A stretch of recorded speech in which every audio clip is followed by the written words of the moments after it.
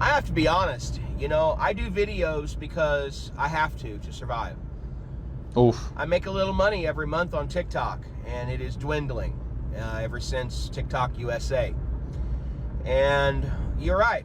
I didn't make very good financial decisions. I didn't make a lot of money in my working career, and I've had to sell my life insurance.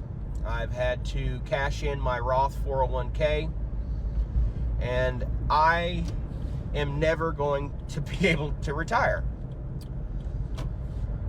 That's really difficult to admit. And everything is going up in price. Like, my utilities have doubled. My health insurance, let's not even get started there. My prescription costs, my co-pays, it's unbelievable. Gallon of milk's $5 a gallon. A gallon of gas now is $5 a gallon. We're in a hell of a mess here in the United States, and I thought I was going to be able to retire in 13 years. That's never going to frickin' happen. As much as I love the US, this is also an issue in Europe, but also in the US. And hey, learn from this person. Okay, focus on your health so you don't have to spend thousands of dollars when you're older. Focus on saving up and investing. Learn what to invest in, how to invest, and so on. I'm still learning. Everybody can start and learn. Especially, and I'm speaking about the people in their 20s and 30s. Okay, fucking focus on this.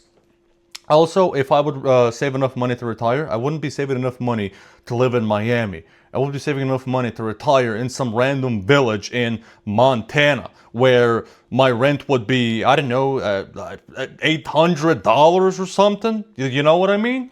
Yeah. All right, so here's some scary math. If you are currently 30 years old and you want to retire when you're 65, and you want to retire with the equivalent of $100,000 a year of annual income, you will need to save about $1,000 a month for the rest of your life, well, until you retire.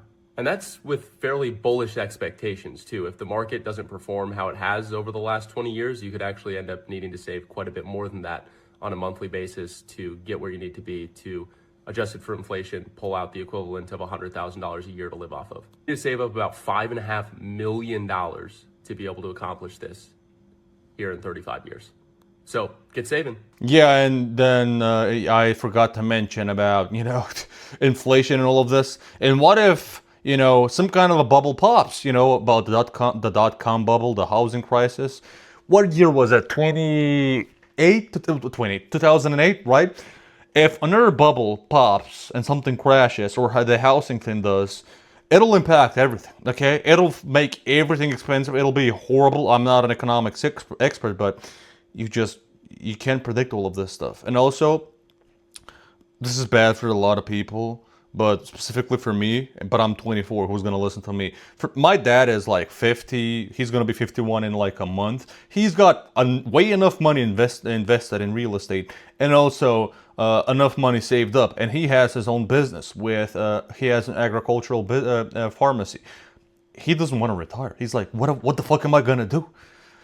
Instead of working 7 days a week, I'll work, 3-4 days a week when I get very old, if I can't. But that's it. But I think I'll be the same. But who knows? Maybe I won't even live up to that age. Who knows? And Americans are in more debt than ever before. A new report shows U.S. household debt hit an all-time high in the first 3 months of the year.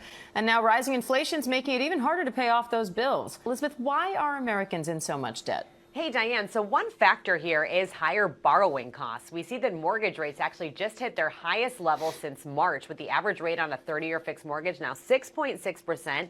That is actually up, Diane, from just below 6% before the start of the Iran war. And when you look at the numbers, that translates to an extra $126 a month on a payment That's for insane. a $400,000 home loan. So when you break down this all-time high, $120 a month more in the span of 3-4 months. That is insane. for consumer debt, those higher borrowing costs from mortgages to credit cards really are one reason why. Take a look at those numbers. $18.8 trillion in debt. This is according to a report from the New York Fed. You can ignore a lot of this. Student debt, don't go to college because 90% of colleges are not worth it. Okay? And you won't make more money than a lot of people that work in some physical labor jobs without college. Credit card debt, be fucking responsible. Auto debt, Be responsible and don't buy cars you can't afford and get a fucking huge lease, whatever you want to call it. When it comes to mortgages, you gotta plan it, you gotta have the finances, and you can't fuck it up. It is what it is. And you gotta have a good score. 15 trillion of that is from mortgage balances, and then you've got about 1.7 trillion in both auto and student loans, 1.3 trillion in credit card debt. This is not all bad because you do have in a healthy economy people spending, using credit, but there is one kind of worrying sign in this data, Diane, is that borrowers are falling behind on payments. In a healthy economy, I mean, hey, I'm not an economics business expert. If you think that's a healthy economy, you guys tell me. Yeah, in a healthy economy, people will be, spending some credit. Also, spending credit money, getting loans and stuff by itself isn't bad. It's about how, what's your score? Can you repay it? What are you buying with it? Is it something that's gonna, repay you back in the future? Like, buying a home? Not a freaking car. I don't know what to say. I really don't get the. I've said this before. I don't know why the U.S. and I'm guessing you can get a debit card and just have your money on your debit card and just use your debit card on a daily basis and check your balance. Why do you have to use a credit card? That is not as normalized as that's not what people do on an average daily basis. Mostly where I come from Europe. What the fuck did I just say? Specifically, Southeastern Europe. This is not that common here. I don't know why that shit is credit stuff is this common in the U.S. What's it like for older Americans who are still That's working so at 80 depressing. years old? Since April, I've spoken to almost 200 Americans working past 80 for a series we called 80 over 80. In interviews, these workers shared their many motivations for continuing to work, such as financial necessity and rediscovering their purpose. Many of the workers I interviewed didn't plan to work into their 80s, let alone still be alive. The series also reported for the first time that thousands of people in their 80s and 90s still work in risky professions such as construction and truck driving, and a few dozen have lost their lives at work in recent years. Driving is one of the hardest professions out there, trust me, okay? And construction work as well, obviously. But this problem is only gonna get bigger because there's less people being born. The people being born can't really get a lot of jobs because, AI and shit and the job market. And, they're supposed to be supporting the economy in the country. And the country's supposed to be paying pensions to the old people. And there's going to be way more old people. Guess what's going to happen? More old people working. It is what it is. I'm already depressed. Nice. It's Golden Girls in real life. With the ever-rising costs of housing, more older adults are moving in together. The Globe reports that this nationwide trend is actually increasing the most right here in Boston. According to Spare Room, the amount of Boston residents 45 and older who are looking for a roommate has risen by a significant amount, 50% over the past 4 years. In addition to rent hikes, the cost of groceries, gas, and other necessities played a big role in this trend. I mean, if I lived in Boston, imagine I'm making the average income in the U.S. and I live in Boston. Let's say I make 55 to 65K a year. I would probably have roommates, but I would not have a car. No way. Also, me being young, health insurance, not paying that. I know, not financial advice. I just wouldn't pay for health insurance, especially at being 24. I would work out and eat healthy. I would not get takeout, okay? I would just go to not the most, but cheaper grocery stores, buy food, cook at home. And I don't spend money on shopping on anything. Very rarely. The last time I went shopping for clothes was October 2025. The video I'm recording right now is I think it's June 21st, 22nd when I'm recording this.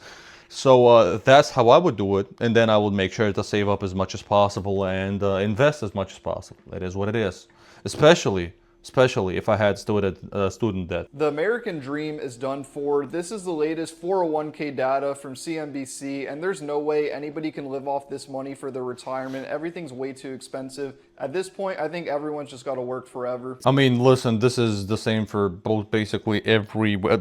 You think in the UK and the EU and Australia it's any better? Like, search up Australia and the housing crisis there, okay? And also all of that migration happening in Europe and Australia isn't helping fucking housing. It's making it even freaking worse. My dad's almost 60, and I realized that he doesn't even have a retirement account or a will set up. No one ever taught him this stuff. He came here as an immigrant, and he worked his ass off, and he figured out working forever was the plan. And now that I'm getting older, I'm That's thinking, what's gonna happen to my pops? Like, how is he going to retire? He doesn't have a pension. He doesn't have a 401k. He doesn't have a Roth IRA. He doesn't have a trust. He doesn't have plans for the house, nothing. I know I'm not the only first generation kid that's in this spot. So I've been trying to learn everything that I can to help parents like mine retire even when it feels too late. You're not alone, man. Trust me. A lot of people, your generation, my generation, he's probably somewhere my age, are in that kind of a situation. There's going to be more and more young people in that kind of a situation. And not because a lot of those people will even have their parents have, you know, a 401k, saved up money, whatever, right? Even their own homes. But still, everybody would be still struggling financially just because of the fact that there's not enough people to support the economy and there's way more people that would, you know, want to retire. It's not going to happen. Maybe AI is going to take over everything and then we're going to have, you know, a general something income, something for everybody. But in that case, you're the product. How will they control us in that situation? So I'm seeing this as a lose-lose situation for our generation, okay? Sorry for being depressing, but the situation is fucking depressing, okay? Man, talking investing with your Latino family, especially the OGs, is something else. Like, they'll be cool with spending money on a barbecue, $400, $500. They're cool with sending money to their country, which is cool, right? Like, you're helping your own people, that's fine. They're cool with spending money elsewhere. But if you start talking about, oh, you know, Google is $200, $300 per share, or Nvidia is $190 something, they'll be like, oh my God, you're really going to spend all that money on that? Like, you know, how do you know that you're not going to lose it? It's like, bro, you just hosted a barbecue and you lost $400 basically. I mean, I know it was a good time, but you lost $400 at the end of the day. But you're over here trying to tell me not to invest $190 per share. Man, you gotta be Well, that's the issue. A lot of people, you know, even though they can help themselves out, they have, you know, the chance to do it because you live in a rich country. You know, you've got more opportunity. The poor mindset is the main problem. The fact that they've been poor, they've never become rich, or I don't know, middle class, I guess. That's the biggest part. It's very hard to go from poor to rich, but it's very easy to get richer when you're already rich, or upper middle class, I guess. And it's mostly because you have the resources to invest in more resources, but it also, you understand how finances and money works. And I'm still learning them, okay? I'm not in any financial problems or debt or anything, but it's a process, and you'll make mistakes. And sometimes it's gonna be mistakes like this, spending $400 on a fucking barbecue.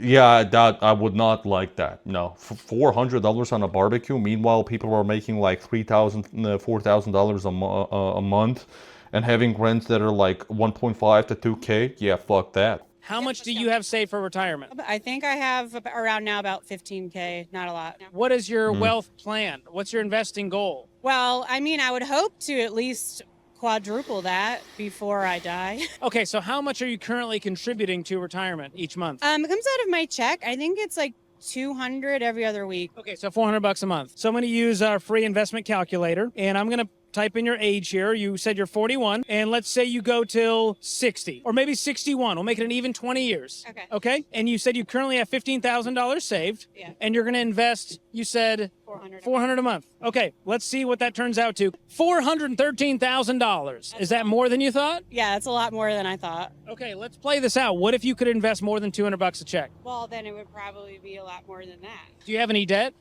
Well, yeah. How much? I have a leased vehicle and I have a camper. What's the least? The least freaking vehicle. Why? And the camper. Why? Maybe she lives in the camper. I don't know. Lease vehicle. What's left on that? 45 grand? Oh. Oh my goodness. What's the payment on that lease? $1,100. So you can't invest an extra $400 because it's tight because of your $1,100 leased vehicle. Yes. I'm telling you, man, like being so irresponsible with those leases with your fucking cars and also overspending money on expensive clothing. You saw the calculation. I need to find that app. That's a cool fucking app. I need to find it, okay? But 400,000 by 61.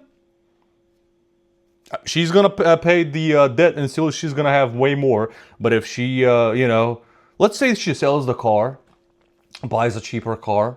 I don't know if she lives in the camper van or uses it for camping. Listen, man, you got issues financially, right? Sell that stuff if you already live somewhere, right? If you live in those, that's different. And invest more. $200 a month invested. Came out to this, you can invest more. Come on. You can make that like 800,000 by 61. Come on, you can do it. I think she can do it. She just needs to bite her tongue. That's like a metaphor in where I come from, as in like, you know, sit down and do the hard work. I want to retire like yesterday. I want to be done. Well, good luck. You kind of f***ed around your entire life and didn't pay attention to anything and was not financially responsible. Now you have $75,000. And you know what's going to happen, ladies and gentlemen? I roll my eyes every time I see it now. You know what's going to happen? She's going to be 70, and there's going to be a clip online on Twitter or TikTok or a news piece about a 70-year-old working a cashier position at Walmart. And we're all going to be so sad saying, oh, no one her age should have to work to pay the bills. She lived her entire life around, did whatever the she wanted, didn't sacrifice one thing, and then she's gonna look old, sad, and pathetic. For 1 year. No, dude, your entire life you probably lived beyond your means. You can't tell me how much you had. I know with the money that you have been making throughout your life, if you set 20% aside on a yearly basis, you would be retiring a multimillionaire with what the stock market has done in your life. Yep. There you have it, guys. Educate yourself on this shit, okay? I'm just talking about insane stuff. I'm not here educating anybody or giving advice. I'm just saying what I would do, and I'm just talking about people that have done crazy, insane stuff. Let's hear something more interesting. My parents, through a series of recent unfortunate events, have disclosed some financial mishaps that have occurred in their life, and it basically means that they have no retirement or savings plan beyond the immediate future. My husband and I are baby steps millionaires, and I wonder what my obligation is if and when it comes time for them to be taken care of. How old are they? They're in their 60s, early 60s. Are they still working? My dad is. My mom is on disability. She's unable to work. And what were the mishaps?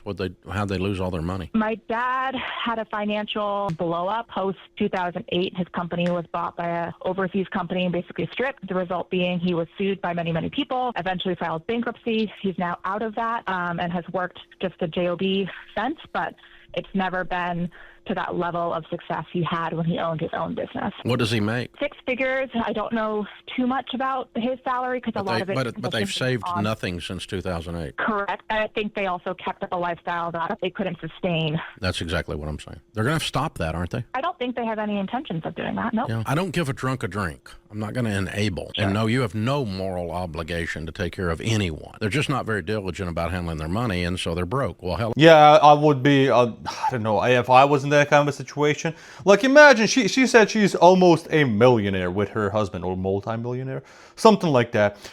She probably has the money to send their parents like an extra $2,500 a month just to help out with at least food and rent and something, right? They can. If I was in their position, I don't know if I would do it. They would just overspend that money on bullshit. Since 2008 till now, a lot of debt and no retirement plan. Has worked a job, has a job that makes above 6 figures. Yeah, that's just being irresponsible. I'm sorry. It's just being irresponsible. Tell me what you guys think in the comments. And be fucking responsible, keep safe, and have a nice day.